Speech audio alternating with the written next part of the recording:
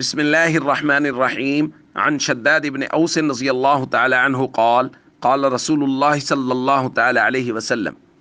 الكيس من دان نفسه وعمل لما بعد الموت رواہ الترمذی۔ نبی کریم صلی اللہ علیہ وسلم نے ارشاد فرمایا، عقل مند انسان وہ ہے جو اپنے نفس کو پہچانے اور موت کے بعد آنے والی زندگی کے لیے عمل کرے۔ دوستو، نفس اور شیطان انسان کے دشمن ہیں اور وہ ہمیشہ اس کوشش میں لگے ہوئے ہیں کہ انسان اعمال آخرت سے غافل ہو جائے، فرائض اور ارکان اسلام سے دور ہو جائے اور اللہ اور اس کے رسول کے احکام کو پس پشت ڈال دے، جبکہ قرآن کریم میں کہا گیا ہے ان الشیطان لکم عدو فاتخذوہ عدوا، کہ شیطان تمہارا دشمن ہے اور اس کو اپنا دشمن سمجھو، اس کے ورغلانے میں، اس کے وساوس ڈالنے میں تم اس کا شکار مت بنو۔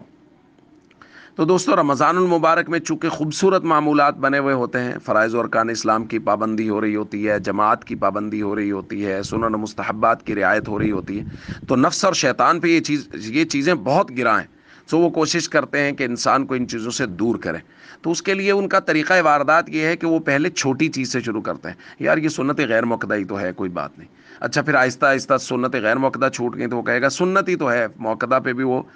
ضرب لگائے گا کہ سنت ہی تو ہے، کون سا فرض ہے۔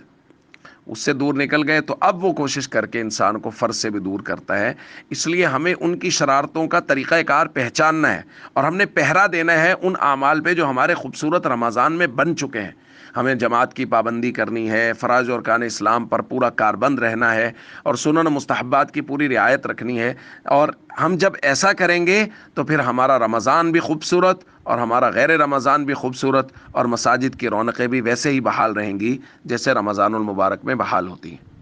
السلام علیکم ورحمۃ اللہ وبرکاتہ۔